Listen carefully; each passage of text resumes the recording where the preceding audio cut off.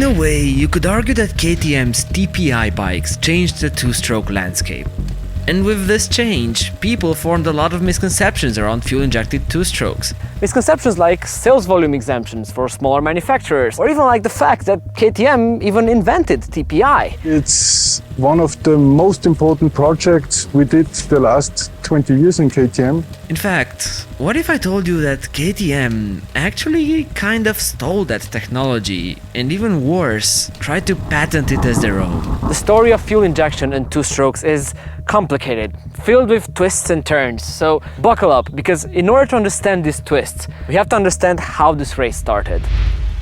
I don't think it's a secret that the catalyst for adding fuel injection to two-strokes was started by emission laws. But we put a lot of effort into the two-stroke injection system to fulfill the latest Euro 4 emission regulations. The thing is, carburetors were working, and still are, pretty darn well for the application of dirt bikes. But at its core, the carb is a pretty basic tool, and one that is not smart enough to deal with future modern emission regulations. You see, these days, the bikes we end up running are not the same bikes that get homologated for street use, at least not in Europe. Take my Sherco. From factory, it comes with an extremely constrained pea-shooter exhaust. These bikes are so choked that they barely run. Sure, after homologation, all of that crap gets taken off, and that unlocks their true potential. My point is, getting two-strokes past emission regulations, even with these smart workarounds, is getting harder and harder. According to Michael Wirtelmeier, vice president of KTM's engine development team, this is what made the Austrians look at fuel injection in the first place, a constant race with the legislators. And actually, KTM saw this going back as far as 2004. That's when they first started working on ways to fuel inject the two-stroke. I mean, according to Michael, if KTM didn't manage to hit the 2018 Euro 4 targets with their 300 two-stroke, they would have lost around 14,000 units. And that's just for the year. For the 2018 TPI bikes, we had a really tight time schedule for the simple reason that we had to fulfill all the Euro 4 regulations. All this effort does beg the question, why even bother? I mean, the Japanese have basically long given up on the smokers. It's mainly some pesky Europeans that are still hung up on them. If you come from an MX background, that would make sense. But in places like Europe, the enduro and hard enduro market is big and only getting bigger with the rising popularity of the sport. And for these disciplines, two-strokes simply make more sense. And more often than not, in such events, you need a plateable bike in order to even enter, or to simply switch from one trail to the other. And so, two-strokes need to be street legal. At least in theory. And here comes the story of KTM's fuel injection trial and error. A story that's been more than 10 years in the making, full of ups and downs. But in order to understand the story, you have to understand, as a basic principle, how does a motorcycle two-stroke engine work? This is a very high-level showcase, which may contain inaccuracies, but the main principle is the following. You have a cylinder with a piston, with something called a combustion chamber. Here is where the mix of oil, gas and air gets ignited and creates an explosion and smiles on people's faces. Now, this mixture has to, well, mix somewhere along the way, from the air intake all the way up to this chamber. There are multiple ways in which you can mix these three elements, anywhere along this route. So, in 2004, almost 15 years before the first TPI came to market, KTM started working with a company called Orbital. The Austrians tried to adapt their two-stroke fuel injection system to a dirt bike application, and this quickly presented some big problems. This Orbital system featured an extra compartment that mixed fuel and air, and forcefully injected this mix into the combustion chamber. The problem is, according to Michael, this had to use a small air compressor integrated inside the engine, and this led to needing really high fuel pressures, up to 12 bar. Unfortunately, this task proved to be practically impossible to achieve because they simply couldn't find the spare electrical power on a dirt bike in order to run such a system. Look, while the Orbital experiment did really well on managing emissions, it did just as poorly on the rideability side of things. The fuel consumption was average and performance was even less than that. Plus, this introduced other complications, like needing to design different engine cases, needing to add a lot of plumbing around the engine area, which proved to require cutting and changing the frame of the bike. And that was the moment when the KTM design team put a hard stop on the Orbital project. It was just too complex, too many changes for no real user benefit. A bit later, between 2012 and 2014, Michael said that KTM pivoted towards a direct injection approach. This might sound familiar to many, since it's the main way our cars function nowadays. This system implied the use of two injectors, spraying fuel directly inside the combustion chamber. And while the design was simple, the problems it brought up were not so simple. Soon, the engineers realized that cooling this dirt bike piston became a nearly impossible task, and this made pistons seize left and right. Sure, when working, these bikes rode way better than their Orbital counterparts, and KTM were close to releasing the system into the world, until they developed the final 250 and 300cc prototypes. In testing, while the 250 behaved decently, the 300 proved impossible to cool down. You have to realize, in an engine, the fuel actually acts a bit as a coolant. But since the fuel only reached the combustion chamber, the rest of the path remained uncooled. And then the engineers had some serious injector reliability concerns to add to the mix, which led to KTM axing the project. At the end of the day, even after rigorous testing, there were too many unknown risks for the Austrians to be able to confidently put this system on the market. And so, in 2014, KTM decided to do one last pivot and focus on a new technology they discovered called TPI. In a nutshell, this meant spraying the fuel in the transfer port between the crankcase and the combustion chamber. A design that, at least in comparison to the others, looked fairly simple on the surface. But that introduced plenty of headaches for the engineers. The complexity came from fixing small issues. Things like running a bike through a creek, where the exhaust would rapidly cool down, needed to be accounted for by the engine management system. A lot of tuning and testing had to happen in order for the TPI to get to a workable stage. After years of hard work, TPI did manage to bring some advantages to the table. The electronics meant that the system was supposed to work just as well, no matter the altitude. The fuel consumption was greatly improved, and with it, the emissions too. Sure, the added fuel pump, injectors and rest of the system did mean that the bikes had to carry an extra 2.5 kilos of weight, but it was a sacrifice that KTM needed to make. According to Michael, this fuel injection two-stroke was the company's most ambitious project to date. And I can see why. It took them almost 15 years to find a good solution, one that they were finally pleased with. And in fact, they were so pleased with it, they decided to apply for a worldwide patent to cover off their TPI invention. And here is where the dark side of the TPI revolution comes to the surface. Look, some people like to think Rotax actually patented the TPI two-stroke system. They do have a patent that does look like KTM's technology, dating back to 2001. But in fact, because of how that paper described the position of the injectors, it doesn't actually cover the real design of the TPI. Introducing an internet forum user who we'll call Uniflow from now on. Now, I didn't get an official interview, all information was extracted from different forum posts on different platforms. But in a nutshell, in 2012, Uniflow started converting his own Yamaha 250 two-stroke into a TPI system, more as a hobby side project. This system ended up basically identical to what we currently refer to as the KTM TPI. The only difference really being that KTM added alternating injector usage at low speeds, but that's a non-essential detail.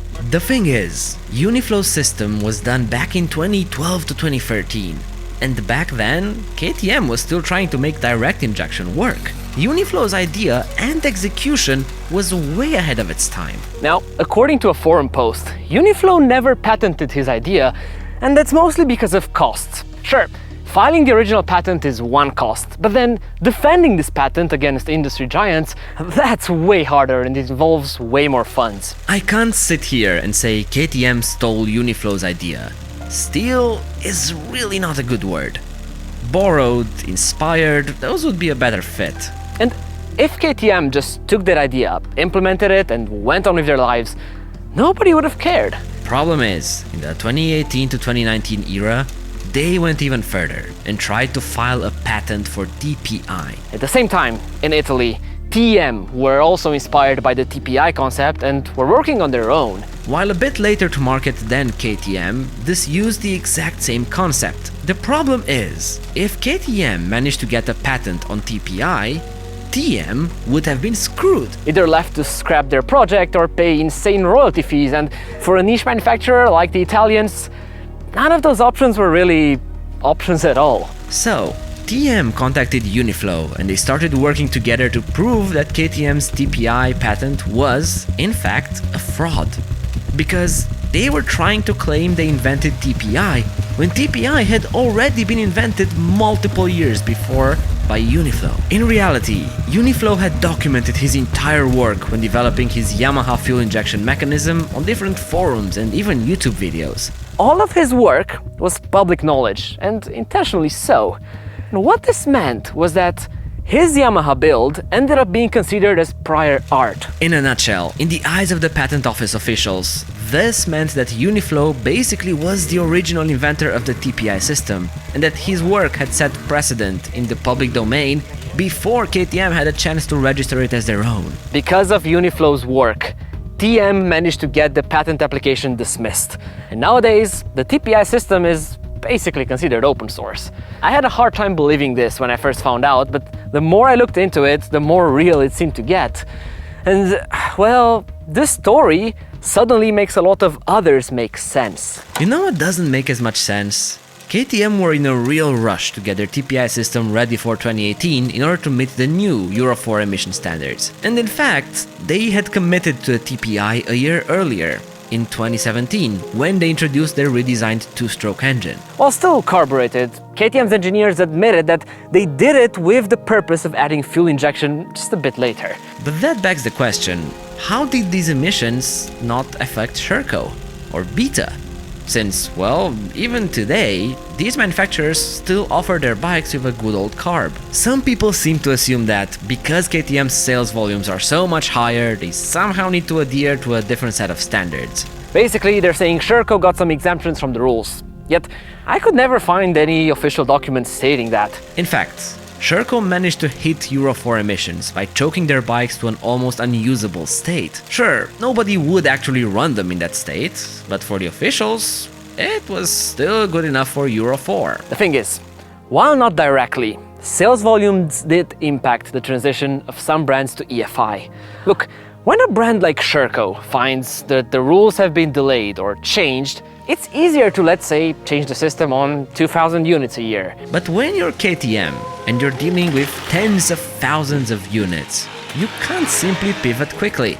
And so once you chose a trajectory, in this case fuel injection, you kind of have to stick with it. Look, the target for hitting Euro 4 was 2018, and then in 2020 Euro 5 was supposed to hit. Euro 5 is almost impossible to hit with a carb. That is true. But the application of Euro 5 for some categories of bikes, off-road ones included, later got delayed to 2022 and 2024. According to an EU amendment, section 3b.7, the technology that is necessary to meet the Euro 5 limit is already available. However, the Commission concluded in its report to the European Parliament and the Council that the date of the application of the Euro 5 emission limits for certain L category vehicles will need to be postponed from 2020 to 2024. And funny enough, the EU's desperate attempt to electrify all vehicles also ended up helping the two-stroke.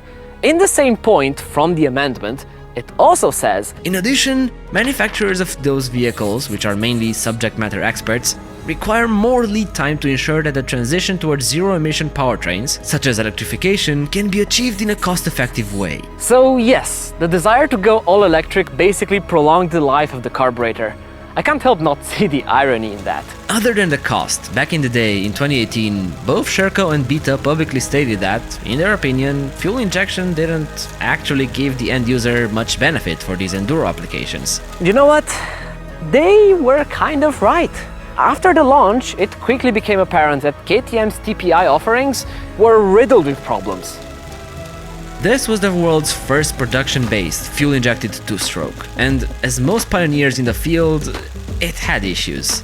First press reviews mentioned how the power could feel sluggish in comparison to carbs at mid to low RPMs. It did have plenty of oomph in the high RPMs, that's until they overheated and seized. The stock mixture wasn't really safe for running an engine in such conditions, so KTM had to release an extreme map to try and use more fuel for better cooling. The fuel injection now, like I won't lie, when it first came out was definitely, it was new, it's new technology, like a two-stroke injected bike, like it was a lot of change, and they definitely had some teething issues to start off with, but now I would say they're such a good bike. And then you had the feel, which was a bit robotic, really different than anything else on the market. And in fact, they were different even between themselves, reviewers noting that, in reality, no two TPIs ever felt the same.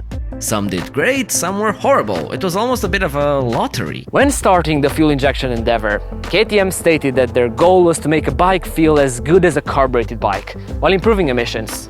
The good old carb was the benchmark. And even KTM's engineers admitted that, in that regard, TPI failed to meet the power characteristics that the Austrians really wanted to hit, but it had to come out sooner or later. Florian Bretterebner, I hope I pronounced that right, head of the off-road ICE power packs at KTM, once said in an interview that KTM were developing TPI and the new TBI simultaneously. In a nutshell, one of the main problems with a TPI system is that in order for better monitoring, the fuel squirt has to happen as close as possible to the combustion chamber, but far enough from the exhaust port so that none of the unburned fuel could reach it. And while this would make sense, the closer you dump the fuel to the combustion, the better you're able to control it. This means that the fuel had no time to properly mix with the air and oil. On the other hand, with a TBI system, the mixture is formed way back on the path, and this gives this mixture time to better blend together, to mix up in a homogeneous way. It's like trying to stir the milk in my coffee. If I only have a second to do so, the mixture won't be as smooth. But give me 10 seconds, and suddenly everything is beautifully combined. That is what gives KTM's new TBI bikes a feel that's similar to the beloved carbs. Now, if you ever fancy trying out one of these bikes, especially in spectacular landscapes like these, make sure to check out our sponsor, EnduroRide. It's a touring company based in the beautiful mountains of Bulgaria, offering a wide variety of tours for you to try. Also, you get to ride anything from the newest TBI KTMs to some professionally prepared race bikes, all in one package. You get to meet a great team of people like Smilan and Daniel, who will quickly become good friends. And all this while riding dirt bikes with mates in places that you normally could only dream of riding. Thank you, EnduroRide. Make sure to check them out through the link in the video description. Look, I know companies like OSA had a TBI system back in the day. But they developed that system for other reasons, not for emissions.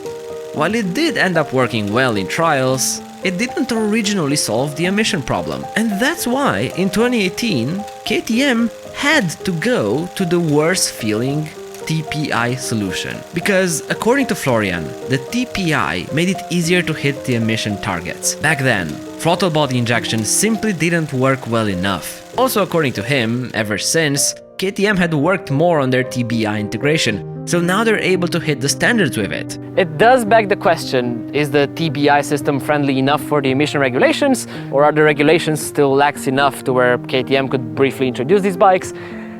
I don't know. Ultimately, the TPI wasn't a failure, don't get me wrong. Especially in its last years, it became a pretty solid platform. Plus, if you add all the development companies like TSP made, it became the weapon of choice for thousands of riders, including pros like Jarvis or ex-privateers like Tio Kovachev. It became a reliable, trustworthy platform. A platform that many disliked, but many more got to love. In the end, I think fuel-injected two-strokes will become the norm sooner or later. It's inevitable. Probably. But I am also glad that, for now, we have a lot of options in the enduro and hard enduro segment. But as always, whenever big changes to a market occur, the moves that happen behind the scenes can be even bigger. Sometimes fair, sometimes questionable, but it's never a straightforward road, is it? If you enjoyed this little battle, you might also enjoy another one between KTM and BMW, both trying to regain the off-road supremacy crown. Have a good one. Cheers.